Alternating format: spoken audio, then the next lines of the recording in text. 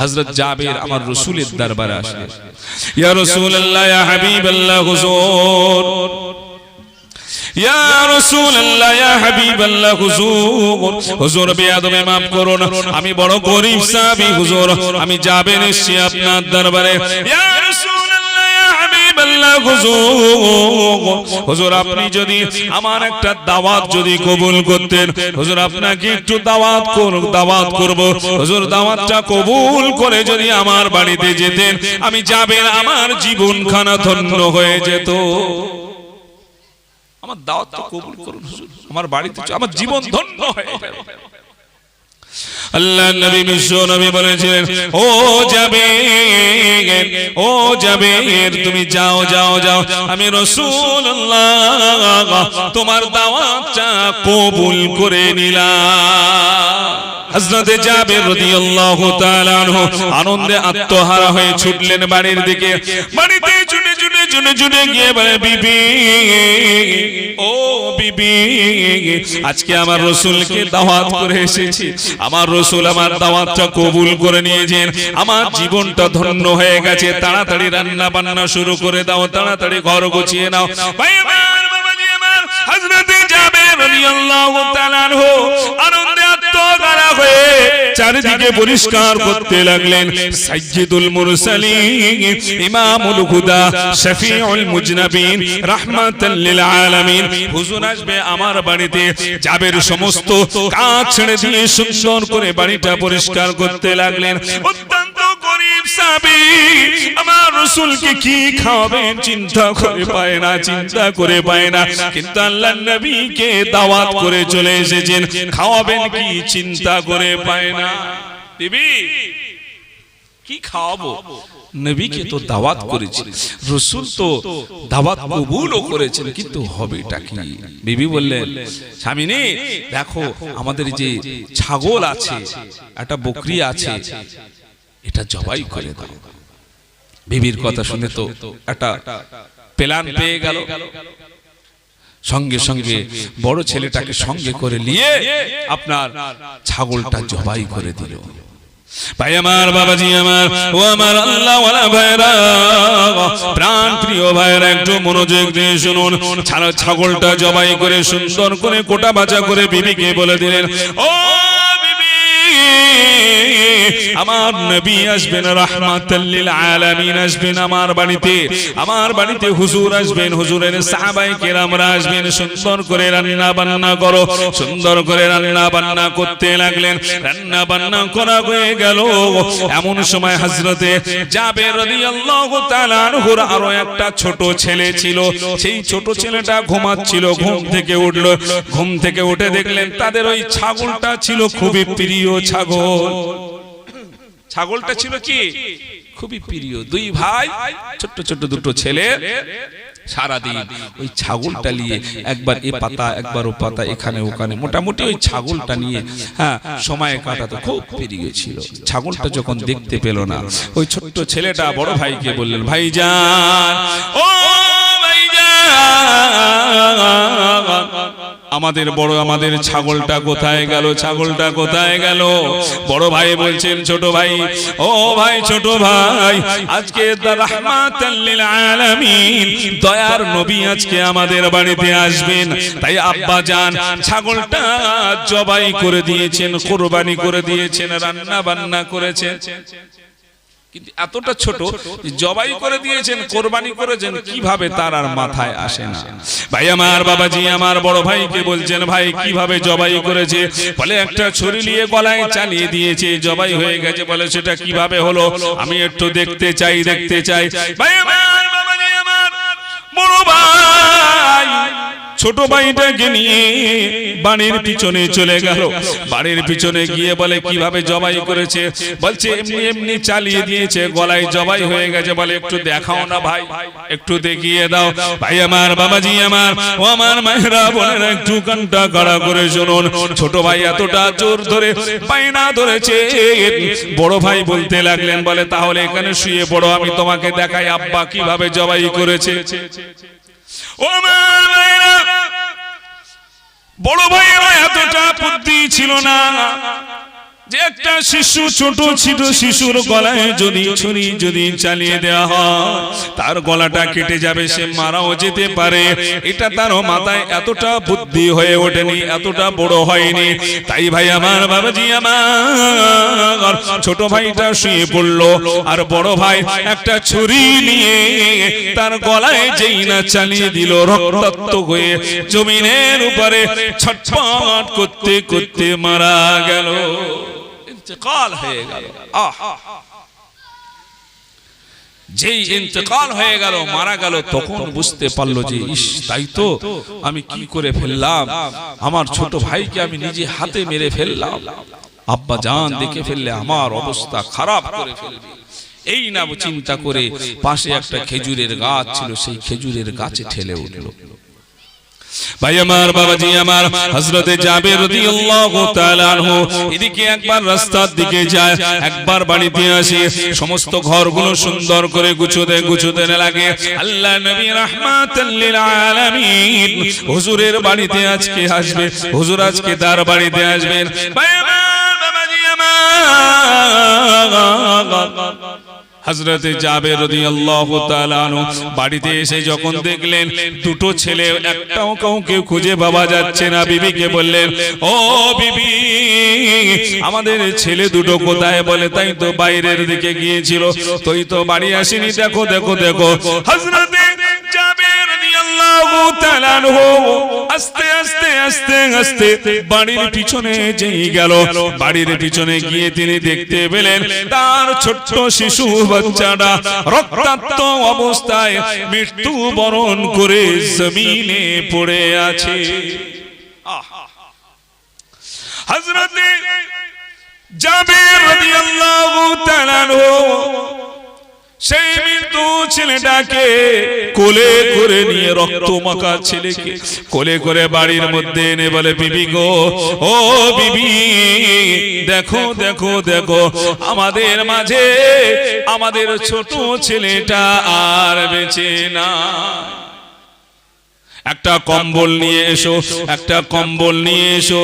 বলে একটা কম্বল দিয়ে ছোট ছেলেটাকে সুন্দর করে জড়িয়ে ঘরের একটা কোণে রেখে দিয়েছে, ঘরের কোণ রেখে দিয়ে বলছে, বড় ছেলেটা কোথায়? বড় ছেলেকে খুঁজতে লাগলো, খুঁজে খুঁজে খুঁজে খুঁজে বড় ছেলেটাকে পাওয়া যায় না, বড় ছেলেটাকেও পাওয়া যায় না। বড় ছেলেটা খেজুরের গাছের উপর থেকে সব কিছু দেখছিল। আব্বা খুঁজে খুঁজে খুঁজে খুঁজে বাড়িতে চলে যায়, আবার একবার বাইরে আসে, আবার ভিতরে যায়, চারিদিকে শুধু নাম ধরে ডাকে আর খোঁজে, কিন্তু আর পাওয়া যায় না। আস্তে আস্তে ছেলেটা উপর থেকে দেখতে পেল যে আব্বা যখন একেবারে গাছের কাছাকাছি এসে গেছে, তিনি উপর থেকে ভাবলেন, আমি যদি এখন এখান থেকে না যদি পালিয়ে যাই, আব্বা আমাকে ধরে ফেলবে, আর আব্বা যদি আমাকে ধরে ফেলে আমার আর বাঁচাবে না, আমাকে মেরে ফেলে দেবে। এই ভয়ে ওই ছোট্ট বাচ্চাটা অর্থাৎ বড় ছেলেটা খেজুরের গাছের উপর থেকে তিনিও জমিনে লাফ দিয়ে দিল। জমিনে লাফ দেওয়ার পরে সঙ্গে সঙ্গে ছোট্ট ছেলে আঘাত পেয়ে আপনার ছটছট করতে করতে মৃত্যু মুখে পতিত হয়ে আল্লাহর জমিনে লুটিয়ে পড়লে। দুটো ছেলে, দুটোই অঘটনা ঘটিয়ে, দুর্ঘটনা ঘটিয়ে ইন্তেকাল হয়ে গেলে আল্লাহর নবী আসবেন বাড়িতে আনন্দে আত্মহারা, এদিকে দুটো ছেলে দুটোই ইন্তেকাল হয়ে গেল। ভাই আমার, বাবাজি আমার, ও আমার মায়েরা বোনেরা, একটু কানটা খাড়া করে শুনুন। হযরত জাবের রাদিয়াল্লাহু তাআলা আনহু ওই বড় ছেলেটা পাঁজাপাঁজি করে কোলে করে এনে বাড়িতে এনে বলেন, ও বিবি, ও বিবি, দেখো দেখো দেখো, আজকে আল্লাহর নবী আমাদের বাড়িতে আসবে, আর আল্লাহ আমাদেরকে কি পরীক্ষার মধ্যে ফেলেছেন।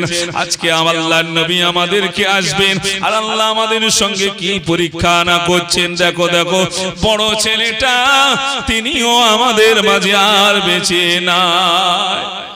ভাই আমার, বাবাজি আমার, দুটো ছেলের মৃত্যুর কষ্ট মা হিসাবে সহ্য করতে পারে না, ঝরঝর করে কাঁদে কেঁদে জানেজার হয়ে যায়। হযরতে জাবের রাদিয়াল্লাহু তাআলা আনহু বলেছিল, বিবি কাঁদলে হবে না, কেঁদো না, কেঁদো না, মুখে হাসি ফোটাও, মুখে হাসি ফোটাও। আল্লাহ পাক রব্বুল আলামিন আমাদেরকে ছেড়ে দিয়েছিলেন, আবার আল্লাহর ইচ্ছা মতো আল্লাহ তুলে নিয়েছেন। কেঁদো না, কেঁদো না। কিন্তু চিন্তা করে দেখো, আজকে দয়ার নবী আমাদের বাড়িতে আসবেন, কান্না করলে আমার নবী কষ্ট পাবে, তাই তুমি মুখে হাসি ফুটিয়ে তোলো। রাসূলের মহব্বত কতটা ভালোবাসা, কতটা ভালোবাসা। বিবি এই কান্না যদি রাসূল দেখে, আমার রাসূল কষ্ট পাবে। আমাদের দুটো ছেলে চলে গেছে, যাক, এটাই তো আল্লাহর পরীক্ষা। আল্লাহ হয়তো এমন দেখছেন, হ্যাঁ, যে রাসূলের আগমন তার দুটো ছেলের বিরহটাকে, এই আনন্দটাকে মেটাতে পারেন কিনা। একটু জোরে বলা যাবে না সুবহান? আর একটু জোরে বলবেন না সুবহান? কি বাবু, চিন্তা করার মতো। একদিকে রাসূলের আসার আনন্দ, অপর দিকে দুটো ছেলের বিরহ।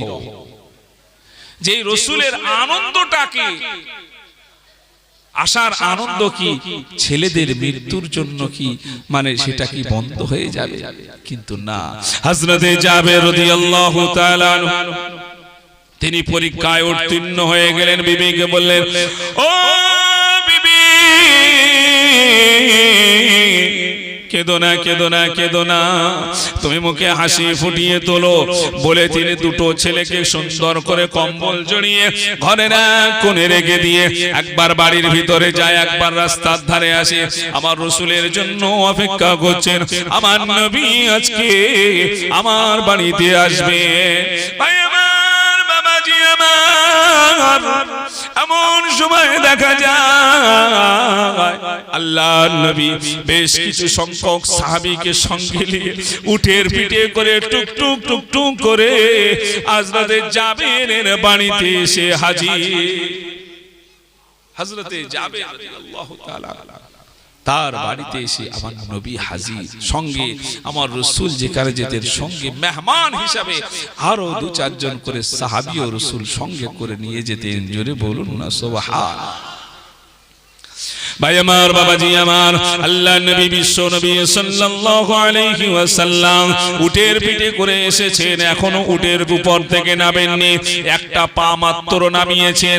এমন সময় আল্লাহ পাক রব্বুল আলামিন হযরত জিবরাইলকে পাঠিয়ে দিলেন, জিবরাইল, ও জিবরাইল, তুমি যাও, চলে যাও, চলে যাও, আমার রাসূলকে গিয়ে জানিয়ে দাও আমার নবী যেন ওই জাবেরের দুটো মরা ছেলেকে সঙ্গে করে নিয়ে যেন জাবেরের বাড়িতে আহার করে।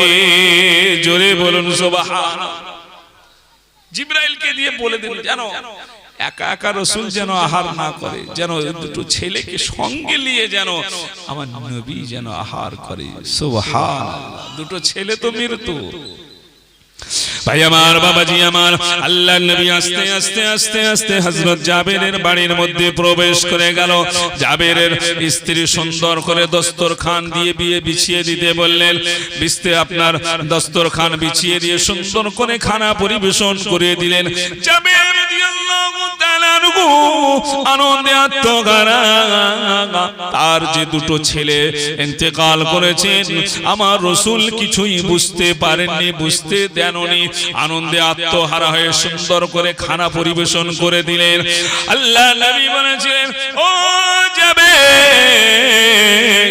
তোমার ছেলেদেরকে ডেকে দাও, তোমার ছেলেদেরকে ডেকে দাও, একসঙ্গে খানা খাবো, তোমার ছেলেদেরকে ডেকে দাও, একসঙ্গে খানা খাবো। হযরতে জাবের বলেছিলেন, ইয়া রাসূলুল্লাহ, ইয়া হাবিবাল্লাহ হুজুর, ইয়া রাসূলুল্লাহ, ইয়া হাবিবাল্লাহ হুজুর, তারা এখন আসবে না, তারা আসতে পারবে না হুজুর, তারা অনেক দূরে চলে গেছে, তারা এখন আসতে পারবে না হুজুর, আপনি খানা খেলেন, খানা খেলেন। বারবার রিকোয়েস্ট করছে, আবেদন করছে, ইয়া রাসূলুল্লাহ, ইয়া হাবিবাল্লাহ হুজুর, আপনি খানা খেয়ে নেন, তারা পরে খাবে, তারা পরে খাবে। আল্লাহ নবী বলেছিলেন, যাবে আমি যখন তোমার বাড়িতে যখন আসি, আমি যখন তখন উটের পিঠ থেকেও নামিনি, কিন্তু জিবরাইল আমাকে এসে বলে গেল, জাবের আমি যেন তোমার বাড়িতে একা একা যেন আমি খানা না খাই। জাবের তুমি যাও যাও তোমার ছেলেদেরকে ডেকে আনো। আমার জিবরাইল ফেরেশতা, আল্লাহর ফেরেশতা বলে গেছেন, জাবের আমি একা খেতে পারবো না, আল্লাহর হুকুম।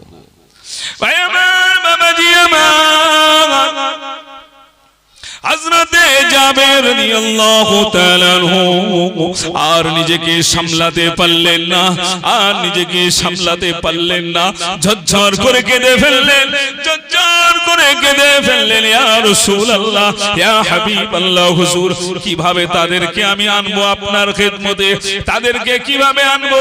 ইয়া রাসূলুল্লাহ, ইয়া হাবিবাল্লাহ, হুজুর আমার দুটো মাত্র ছেলে আল্লাহ পাক দান করেছিলেন। ইয়া রাসূলুল্লাহ, ইয়া হাবিবাল্লাহ, হুজুর কিন্তু আজকে আপনি আসবেন এই খবর শুনে আমি আমার একটা ছাগলকে জবাই করে দিয়েছিলাম। ইয়া রাসূলুল্লাহ, ইয়া হাবিবাল্লাহ, হুজুর এই অবস্থাটা আমার বড় ছেলেটা দেখেছিল, ছোট ছেলেটা কিছু জানতো না, সমস্ত ঘটনার কথা খুলে বললেন। ইয়া রাসূলুল্লাহ, ইয়া হাবিবাল্লাহ, হুজুর আমি এখন আমার ছেলেদেরকে কিভাবে ডেকে আনবো? তারা তো আর আল্লাহর জমিনে বেঁচে নাই। হুজুর কিভাবে আমি আনবো? তারা তো আর বেঁচে নাই। এই ঘটনা শুনে, এই অবস্থা শুনে আপনার হাদিস পাকের মধ্যে সেই সাহাবায়ে কেরামরা এতটা কান্না কেঁদেছিলেন, জমিনের উপরে লুটিয়ে পড়েছিলেন। সমস্ত সাহাবায়ে কেরামরা তারা কান্না করতে করতে, কাঁদতে কাঁদতে আল্লাহর জমিনে লুটিয়ে পড়েছিলেন। ভাই আমার, বাবাজি আমার, আল্লাহর নবী ঝরঝর করে কাঁদছিলেন, কেঁদে কেঁদে বলেছিলেন, ও জাবের কোথায় কোথায় বলো, তোমার ছেলেদেরকে কোথায় রেখেছো? আমাকে সেখানে নিয়ে যাও, আমাকে সেখানে নিয়ে চলো, কি কারণ তোমার ছেলেদের ছাড়া আল্লাহ আমাকে খানা খেতে নিষেধ করে দিয়েছে। জাবের চলো চলো সেখানে নিয়ে চলো। ও নবী আস্তে আস্তে আস্তে আস্তে ঘরের মধ্যে প্রবেশ করলেন। ঘরের মধ্যে প্রবেশ করে দেখলেন দুটো ছেলেকে সুন্দর করে কম্বল জড়িয়ে চাপা দিয়ে রেখে দিয়েছেন। আল্লাহর নবী আস্তে আস্তে গেলেন, ওই ছেলেদের কাছে গিয়ে বসলেন, কম্বলের উপরে হাত রাখলেন, রেখে বললেন, ও জাবেরের ছেলেরা তোমরা কি দেখো না, দেখো না, তোমরা কি দেখো না, দেখো না, দেখো দেখো আজকে তোমাদের বাড়িতে কে এসেছে? সাইয়্যিদুল মুরসালিন, ইমামুল হুদা, শফিউল মুজনাবিন, রাহমাতাল লিল আলামিন। আজকে আমি তোমাদের বাড়িতে এসেছি। তোমার আব্বা এতটা আনন্দে আত্মহারা, তোমার আব্বা কাঁদে না, কাঁদে না, তোমাদের মৃত্যু খবরটা চেপে রেখেছিল, আমি কষ্ট পাবো বলে। তোমার আব্বা এতটা আমাকে ভালোবাসে, এতটা ভালোবাসে, আমি কষ্ট পাবো বলে তোমার আব্বা নিজে কষ্ট করে চেপে রেখেছে। ছেলেরা তোমরা ওঠো, ওঠো, আল্লাহর হুকুমে তোমরা জিন্দা হয়ে যাও। ভাই আমার, বাবাজি আমার, আল্লাহর নবীকে আল্লাহ এতটা মুজিজা দিয়েছিলেন, প্রত্যেক নবীকে আল্লাহ মুজিজা দিয়েছিলেন। সব থেকে বেশি আপনার মনের কিতাবের মধ্যে এসেছে প্রায় 2500 মুজিজা আমার রাসূলকে দিয়েছিলেন। আল্লাহর নবীর মুজিজাতে যেই না মাত্র কম্বলের উপরে হাত রেখে বলেছিলেন, জাবেরের ছেলেরা তোমরা আল্লাহর নবীর মুজিজাতে, আল্লাহর কুদরতি ক্ষমতায় তোমরা জিন্দা হয়ে যাও। বলার সঙ্গে সঙ্গে ওই দুটো মৃত ছেলে আল্লাহর হুকুমে জিন্দা হয়ে গেল। আরো জোরে বলুন সুবহানাল্লাহ। আমার এ ছিল রাসূলের উপরে ভালোবাসা, রাসূলের মহব্বত। রাসূল কষ্ট পাবে বলে তার দুটো ছেলে, বাবু শোনা আলাদা, মানে শুনে শোনা আলাদা আর অনুভব করা আলাদা, ফিকির করা। তাই না বাবু? কথা বল। চিন্তা করা আলাদা। আপনারা শুনলেন, একটু চিন্তা যদি করেন বুঝতে পারবেন যে সেই পরিস্থিতিতে যদি কেউ দেখতো তাহলে সেই পরিস্থিতিটা কেমন হতো। আমার ভাই ও বাবাজি, সেই জন্য রাসূলের মহব্বত করুন। রাসূল এখন নাই, আমাদের রাসূলের সুন্নাত, রাসূলের ভালোবাসা আমাদেরকে বাঁচাতে গেলে রাসূলের সুন্নাতগুলো জিন্দা করতে হবে। আর রাসূলের সুন্নাত যদি একটা একটা আমরা জিন্দা করতে পারি, আল্লাহর নবী বলেছেন তার নামায় আমলে 100 শহীদের সওয়াব লিখে দেবে। জোরে বলুন সুবহান। কিন্তু এখনো আল্লাহ একটা রাস্তা আমাদেরকে রেখে দিয়েছেন। কি বাবু সেটা? সেটা হলো তওবা। একবার জোরে বলুন না সুবহানাল্লাহ। ভাই আমার, বাবাজি আমার, আল্লাহ পাক রব্বুল আলামিন জানিয়ে দিলেন, লা তাকনাতু মির রাহমাতিল্লাহ, ইন্নাল্লাহা ইয়াগফিরুয যুনুবা জামিআ, ইন্নাহু হুয়াল গফুরুর রহিম। আল্লাহ পাক জানিয়ে দিলেন, ও আমার বান্দা বান্দি, তোমরা যতই গুনাহ করো না কেন, যতই গুনাহ হয়ে যাক না কেন, তোমরা আমার রহমত থেকে নিরাশ হয়ো না। আমি আল্লাহ তোমাদের পাহাড় পাহাড় জীবনের গুনাহগুলো maaf করে দেব। জোরে বলুন সুবহানাল্লাহ। হযরতে নবী মুসা আলাইহিস সালাতু ওয়াস সালাম আল্লাহর দরবারে ফরিয়াদ করলেন, হে আমার আল্লাহ, আল্লাহ আমার উম্মতের মধ্যে সব থেকে গুনাহগার উম্মতকে একটু দেখিয়ে দেয়। তওবাটা কি জিনিস একটুখানি শুধু বলবো, বলে ইনশাআল্লাহ শেষ করে দেব। ভাই আমার, বাবাজি আমার, নবী মুসা আলাইহিস সালাতু ওয়াস সালাম যখনই কিছু হতো আল্লাহর কাছে চলে যেত। কি বাবু তাই না? কিছু হলেই চলে যাবে আল্লাহর কাছে। আল্লাহ সেই পাওয়ারটাও দিয়ে দিয়েছিলেন। একবার জোরে বলুন না সুবহানাল্লাহ। সেই জন্য কি বলা হয়, নবী মুসা কালিমুল্লাহ। আমার ভাই ও বাবাজি, হযরতে নবী মুসা আলাইহিস সালাতু ওয়াস সালাম বললেন, আল্লাহ আমার উম্মতের মধ্যে সবথেকে গুনাহগার উম্মতকে একটু দেখিয়ে দেন। আল্লাহ পাক বললেন, নবী, ও আমার নবী মুসা, তুমি অমুক রাস্তার মোড়ে গিয়ে দাঁড়াবে। সকালবেলা সর্বপ্রথম যে মানুষকে তুমি দেখতে পাবে, তোমার উম্মতের মধ্যে সবথেকে গুনাহগার উম্মত হলো তিনি। আমার ভাই ও বাবাজি, আমার মায়েরা বোনেরা, একটু কানটা খাড়া করে শুনুন। নবী মুসা আলাইহিস সালাতু ওয়াস সালাম সেই জায়গায় গিয়ে দাঁড়িয়ে রইলেন। দেখা যায় কিছুক্ষণ পরে একজন মানুষ একটা ছোট্ট শিশুকে কোলে করে নিয়ে সেই রাস্তা দিয়ে অতিক্রম করলেন। নবী মুসা আলাইহিস সালাতু ওয়াস সালাম তিনি বুঝতে পারলেন আমার উম্মতের মধ্যে সবথেকে গুনাহগার উম্মত হলো ইনি।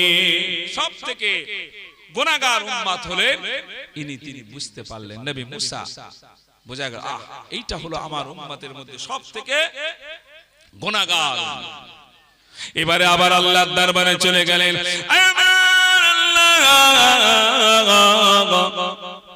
গুনাহগার উম্মত তো দেখা হলো, আল্লাহ এবারে সবথেকে নেককার বান্দাকে আমি দেখতে চাই। আল্লাহ আমার উম্মতের মধ্যে সবথেকে আল্লাহওয়ালা নেককার মানুষকে একটু দেখিয়ে দেন। আল্লাহ পাক আবার বললেন, ও আমার নবী মুসা, তুমি আগের দিনে যে জায়গায় গিয়ে দাঁড়িয়েছিলে সেই জায়গায় গিয়ে আবার দাঁড়িয়ে থাকবে। যে মানুষকে তুমি দেখতে পাবে সন্ধ্যাবেলা সর্বপ্রথম যে মানুষকে দেখতে পাবে ওইটা হলো তোমার উম্মতের মধ্যে সবথেকে নেককার। নবী মুসা গিয়ে দাঁড়িয়ে রইলেন, অধীর আগ্রহে দাঁড়িয়ে রয়েছেন, বড় আশা করে তার উম্মতের মধ্যে সবথেকে নেককার উম্মতকে তিনি দেখবেন বলে দাঁড়িয়ে রয়েছেন। ও আমার মায়েরা, কিছুক্ষণ অতিবাহিত হয়ে যাবার পরেতে নবী মুসা আলাইহিস সালাতু ওয়াস সালাম তিনি দেখতে পেলেন সকালবেলা যে মানুষটাকে দেখেছিলেন সন্ধ্যাবেলা সেই একই মানুষকে তিনি দেখতে পেলেন। এইবারই তো সমস্যা, সকালবেলা যাকে দেখলেন সবথেকে গুনাহগার হিসাবে, সন্ধ্যাবেলা দেখছেন সবথেকে সেই মানুষটাকে নেককার হিসাবে। একটু জোরে বলবেন না সুবহান। আবার চলে গেলেন আল্লাহর দরবারে। আয় আমার আল্লাহ, আয় আমার আল্লাহ, আপনার এইটা তো কিছু বুঝতে পারি না। সকালবেলা যাকে দেখলাম সব থেকে গুনাহগার, আবার সন্ধ্যাবেলা তাকে দেখছি সব থেকে নেককার। আল্লাহ এর ব্যাখ্যাটা একটু আমাকে বলে দেন। আল্লাহ পাক জানিয়ে দিলেন, নবী মূসা, তুমি যখন সকালবেলা দেখেছিলে ওই মানুষটা একটা ছোট্ট শিশুকে কোলে করে নিয়ে একটা জঙ্গলের মধ্যে যখন গিয়েছিল, জঙ্গলের মধ্যে যাবার পরেতে ওই তার বাচ্চাটা বলেছিল, আব্বা, আমার আব্বু, এই জঙ্গলটা কত বড়? যে জিজ্ঞাসা করেছিলেন, নবী মূসা বললেন, ও বাবা ছেলে, এই জঙ্গলটা হলো বিরাট বড়। এটা আল্লাহর সঙ্গে আর কি কথোপকথন হচ্ছে, যে ওই মানুষটার তার ছেলের সঙ্গে এই কথোপকথনটা হয়েছিল, আল্লাহ নবী মূসাকে বোঝাচ্ছে। ছেলে আবার জিজ্ঞাসা করলেন, আব্বু, এই জঙ্গলের থেকে আর কি কিছু বড় নাই? বলেছেন, হ্যাঁ বাবা, আছে আছে, এই জঙ্গলের থেকে এই পাশের পাহাড়টা হলো অনেক বড়। বলে, আব্বু, এর থেকে আরো বড় কিছু কি আছে? বলে, হ্যাঁ হ্যাঁ, এর থেকে বড় আরো আছে। এর থেকে বড় হলো পাশের এই সাগরটা হলো আরো অনেক বড়। ছেলেটা আমার জিজ্ঞাসা করেছিলেন, আব্বা জান, এই সাগরটাই কি সব থেকে বড়? এর থেকে বড় কি আর কিছু না? এর থেকে বড় কি কিছু আর নাই? ভাই আমার, বাবাজি আমার, ছেলেটা বলেছিল, আব্বা, এই সাগরের থেকে কি আর বড় কিছু নাই? আবার নবী মূসা, ওই মানুষটি বলেছিল, বাবা ছেলে, আরো বড় হলো আল্লাহর আসমানটা হলো আরো অনেক বড়। এবারে ছেলে বলল, আব্বা জান, আল্লাহর আসমানের থেকে আর বড় কি কিছু নাই? যেই নাই মাত্র এই কথা বললেন, তার আব্বা জান ঝরঝর ঝরঝর ঝরঝর করে কাঁদতে লাগলেন। আর কাঁদতে কাঁদতে বলেছিলেন, বাবা ছেলে, ও বাবা ছেলে, হ্যাঁ হ্যাঁ হ্যাঁ, এই আল্লাহর আসমানের থেকে আরো বড় হলো যে জিনিসটা, সেটা হলো আল্লাহ পাকের রহমত, আল্লাহর দয়া। একটু জোরে বলুন সুবহানাল্লাহ। আল্লাহ পাক জানিয়ে দিলেন, ও আমার বান্দা, লা তাকনাতু মির রাহমাতিল্লাহ, তোমরা আমার রহমত থেকে নিরাশ হইও না।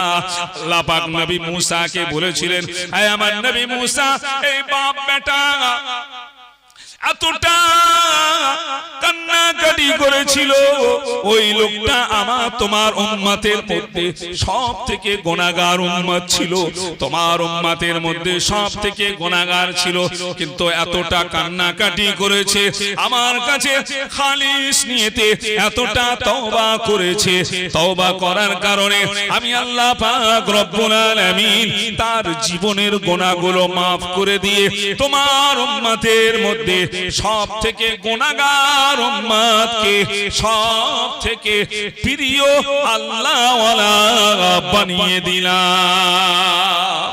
আরো জোরে বলুন সুবহানাল্লাহ। আমার আল্লাহ পাক সেই জন্য আমাদেরকেও জানিয়ে দিলেন, আল্লাহ বলছেন, ইল্লা মান তাবা ওয়া আমানা ওয়া আমিলা আমালান সলিহা ফাউলাইকা ইউবাদদিলুল্লাহু সাইয়্যাতিহিম হাসানাত ওয়া কানাল্লাহু গফুরুর রহিমা। আল্লাহ পাক জানিয়ে দেন, ও আমার বান্দা বান্দি, ইল্লা মান তাবা, যারা তওবা করে, যারা ঈমান আনে এবং সৎ কর্ম করে, আল্লাহ পাক রব্বুল আলামিন তাদের জীবনের গুনাহগুলো ফাউলাইকা ইউবাদদিলুল্লাহু সাইয়্যাতিহিম হাসানাত, তাদের জীবনের গুনাহগুলো আমি আল্লাহ পাক রব্বুল আলামিন নেকির দ্বারা পরিবর্তন করে দেয়। আরো জোরে বলুন সুবহানাল্লাহ। কি বাবু, তাহলে আমরা যে গুনাহ করেছি আল্লাহ চাইলে কি maaf করতে পারেন না বাবু? কথা বলে, এটা আমার আল্লাহ বলে দিয়েছে, তোমরা আমার রহমত থেকে নিরাশ হইও না। তোমাদের গুনাহ যদি সমুদ্রের ফেনার থেকেও বেশি হয়, সাত আসমান যদি ছাড়িয়ে যায় আমার দয়া তার থেকে বেশি। জোরে বলুন না সুবহান। ভাই আমার, হযরতে আল্লাহর নবী একদিন বিশ্ব নবী সাল্লাল্লাহু আলাইহি ওয়াসাল্লাম সাহাবীদেরকে বলছে, সাহাবীরা, মানুষ গুনাহ করে আর জান্নাতি হয়। জোরে বলুন না সুবহান। আল্লাহর নবী যেই বললেন যে মানুষ গুনাহ করে আর সে জান্নাতি হয়, সাহাবী হুজুররা রাসূলের কথার তো কোনো সন্দেহ নাই, কিন্তু ব্যাখ্যাটা জানতে চাই। সাহাবী হুজুররা আল্লাহর নবী যেই নবীর মুখে এই কথা শুনলেন, সঙ্গে সঙ্গে ইয়া রাসূলুল্লাহ, ইয়া হাবিবাল্লাহ, হুজুর, হুজুর আমরা তো জানি মানুষ গুনাহ করলে জাহান্নামী হয়। কি বাবু, মানুষ গুনাহ করলে জাহান্নামী হয়, কিন্তু হুজুর আপনি বলছেন মানুষ গুনাহ করলে জান্নাতি হয়ে যায়।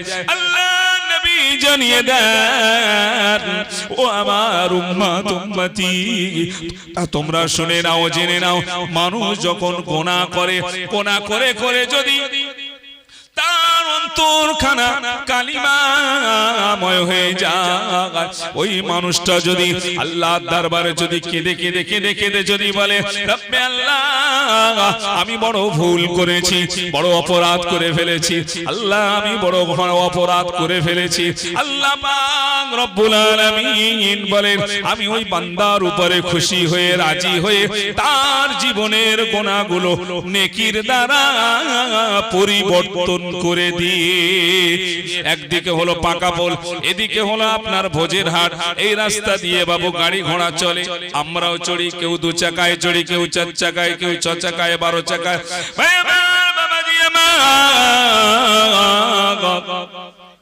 এই রাস্তাটা করা হয়েছে, এই রাস্তা দিয়ে বাবু মানুষ চলাচল করার জন্য, গাড়ি ঘোড়া চলার জন্য।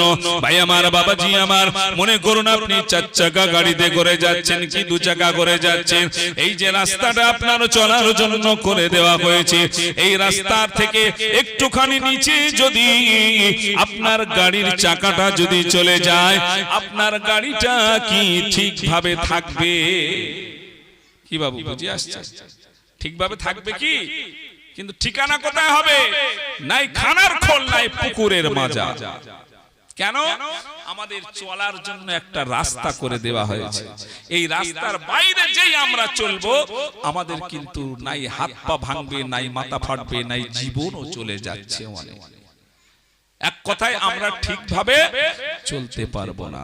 ও আমার আল্লাহ ওয়ালা ভাইরা, তাই বলি একটু বোঝার চেষ্টা করুন। আল্লাহ পাক রব্বুল আলামিন আমাদেরকে দুনিয়ার মধ্যে পাঠিয়ে দিয়েছেন আর বলে দিয়েছেন, ও আমার বান্দা বান্দি, তোমাদের জন্য 5 ওয়াক্ত নামাজকে ফরজ করে দিয়েছি। ভাই আমার মায়েরা বোনেরা, মায়েদের জন্য পর্দাকে ফরজ করে দিয়েছি, 1 মাসের রোজাটাকে ফরজ করে দিয়েছি। এমনি করে যাদের উপরে হজ ফরজ হয়েছে, হজটা ফরজ করে দিয়েছি। যাদের যাকাত ফরজ হয়েছে, যাকাতটা ফরজ করে দিয়েছি। চুরি করা যাবে না, ঘুষ খাওয়া যাবে না, মিথ্যা কথা বলা যাবে না, ব্যাংকের সুদ নেওয়া যাবে না, লোন নেওয়া যাবে না, বন্ধন করা যাবে না, কোন রকম LIC ইন্স্যুরেন্স করা যাবে না। কি বাবু, আরো অনেক কথা। আমরা কজন মানি? কজন মানি একটু কথা বলে। সেই জন্য আল্লাহ বলছেন যে জলে স্থলে যহরাল ফাসাদু ফিল বাররি ওয়াল বাহরি বিমা কাসাবাত আইদিন নাস। জলে স্থলে যে সমস্ত বিপর্যয়গুলো আসছে, এগুলো কাসাবাত আইদিন নাস, আমাদের হাতের কামাই। আজকে দুনিয়া দুনিয়া করে আমরা আল্লাহকে ভুলে যাচ্ছি। আল্লাহ বলে, বান্দারে তোমরা আমাকে ভুলে যাচ্ছ, আমি তোমাদের বড় শখ করে পাঠিয়েছি, ভালোবাসাই আমি আমার হাবিব, আমার নবীর, আখির নবীর উম্মত করে পাঠিয়েছি, এতেও তোমাদের হয় না। কত বড় সৌভাগ্যবান আমরা, কিন্তু সেটা আমাদের ভালো লাগে না। আল্লাহ সেই জন্য বলে দিলেন, তারপরে বললেন লিউযিকহুম বা'দাল্লাযী আমিলু লাআল্লাহুম ইয়ারজিউন, আমি তার মধ্য থেকে মাঝে মাঝে আমি কিছু কিছু আযাবের নমুনা আমি দুনিয়ার মধ্যে পাঠাই, দুনিয়ার মধ্যে আযাবের নমুনা পাঠাই, সেই আযাবগুলো তারা গ্রহণ করুক এবং বুঝুক এই দুনিয়ার একটুখানি কষ্ট যদি এইরকম হয় আমার কবর আখিরাত কিয়ামতের আযাবটা জাহান্নামের আযাবটা কেমন হবে, এটা আমাদের শিক্ষা নিতে হবে। এমনি হচ্ছে জালেম শাসক, আল্লাহর নবী পরিষ্কার বলে দিয়েছেন আমার উম্মতি যখন আল্লাহর পথ থেকে তারা যখন দূরে সরে যাবে তাদের উপরে আমি আল্লাহ জালেম সরকার নিযুক্ত করে দেব। কে বলেছে? আমার নবী বলেছেন। আল্লাহই তো নিযুক্ত করেছেন নাকি বাবু? ভালো করে বুঝতে হবে। শুধু এই কথা বলেন এড়ে তর্ক করলে হবে না। প্রত্যেকটা জিনিসের রিজন আছে, কারণ আছে। ভাই আমার, বাবাজি আমার, সেই জন্য আমি আপনাদের কাছে করজোরে বলে যাই, ও আমার বাবাজিরা, আজকে থেকে নিয়ত করুন, আজকে থেকে নিয়ত করুন আর কোনোদিন নামাজ কাজা করব না, আর হারাম খাবো না, চুরি করব না, ঘুষ করব না, মিথ্যা কথা, জিনা, ব্যভিচার করব না। মায়েরা বোনেরা পর্দার সঙ্গে থাকবো। আপনারা মনে করুন আমরা পর্দা কোনোদিন ছাড়বো না। এইভাবে যদি আমরা আমাদের জীবনটা যদি পরিবর্তন করতে পারি, বাকি জীবনটা আল্লাহ পাক আমার আপনার জন্য সহজ করে দেবেন। আরো জোরে বলুন সুবহানাল্লাহ। আর যদি আমরা পরিবর্তন যদি না হয় তাহলে ওই রাস্তার নিচে চাকা নেমে গেলে যে যেমন গাড়ির ঠিকানা হয় পুকুরের মাজা, তো আমরাও যদি ইসলামের একটা পথ তৈরি করে দিয়েছেন আল্লাহ, সেই পথ থেকে যদি সরে যাই তাহলে আমার আপনার ঠিকানাও হবে এইরকম ওই ডিটেনশন ক্যাম্প। কি বাবু রাগ করছেন নাকি যে হুজুর কেমন একটা হুজুর ধরে লেইছি দাওয়াত করে আমাদের বলছে ডিটেনশন ক্যাম্পে দেবে? না বাবু, সবাই চিন্তিত। জো হাল আইন কা ও হাল গোয়াইন কা, মানে আপনারও যে হাল আমারও সেই হাল, সে কথা নয়, কিন্তু ব্যাপারটা হলো সবাই চিন্তিত। কি বাবু? কিন্তু কেন কেন আপনার মাঠে সবজি ভালো হচ্ছে না, ফসল ভালো হচ্ছে না, আপনার কারখানার মাল ভালো উৎপন্ন হচ্ছে না, কেন? এর কারণটা আছে তো, সেই কারণটা আমাদেরকে খুঁজতে হবে, সেই রোগের ঔষধ আমাদের দিতে হবে। যদি দিতে পারি আল্লাহ আমার আপনার জীবনটা সহজ করে দেবেন। জোরে বলুন ইনশাআল্লাহ। ভাই আমার, বাবাজি আমার, সেই জন্য আল্লাহ পাক রব্বুল আলামিন আমাকে আপনাকে বড় ভালোবেসে বড় মহব্বত করে আখিরি নবীর উম্মত করে পাঠিয়েছে, বড় ভালোবেসে পাঠিয়েছে। আর সেই নবীর মহব্বত আমাদের মধ্যে নাই, নবীর ভালোবাসা, নবীর আদর্শ আমাদের মধ্যে নাই। বাবু দুনিয়ার মহব্বত ছেড়ে দেন, দুনিয়াটা হলো একটা ধোঁকা। আর কি করবেন বলে, হুজুর তাহলে কি করব? নবীর মহব্বত করুন। নবী তো বলবেন হুজুর এখন নাই, তাহলে কি হবে? নবীর আদর্শকে আঁকড়ে ধরুন। ভাই আমার, বাবাজি আমার, আল্লাহ নবী জানিয়ে দেন মান তামাসসাকা বিসুন্নতি ইনদা ফাসাদি উম্মতি ফালাহু আজরু মিয়াতি শাহীদিন। আল্লাহ নবী বিশ্ব নবী জানিয়ে দেন ও আমার উম্মতি, ফিতনা ফাসাদের সময়তে আখিরি জামানাতে যদি কোন আমার উম্মত যদি একটি সুন্নাতকে যদি আঁকড়ে ধরে, একটি সুন্নাতকে যদি পালন যদি করে, আমার আল্লাহ পাক রব্বুল আলামিন ওই বান্দার উপরে খুশি হয়ে রাজি হয়ে তার জন্য 100 শহীদের সওয়াব লিখে দেবে। আরো জোরে বলুন সুবহানাল্লাহ। সেই জন্য রাসূলের আদর্শ দরকার, রাসূলের মহব্বত করেছিলেন সাহাবীরা, তারা জীবন দিয়েও ভালোবাসতেন। শুধু রাসূলের মহব্বতে একটা ছোট্ট রিওয়ায়াত বললে বুঝতে পারবেন আমার ভাই ও বাবাজি। হযরত জাবের রাদিয়াল্লাহু তাআলা আনহু, হযরত জাবের রাদিয়াল্লাহু তাআলা এতটা নবীকে মহব্বত করতেন, কিন্তু খুব গরীব সাহাবী ছিলেন।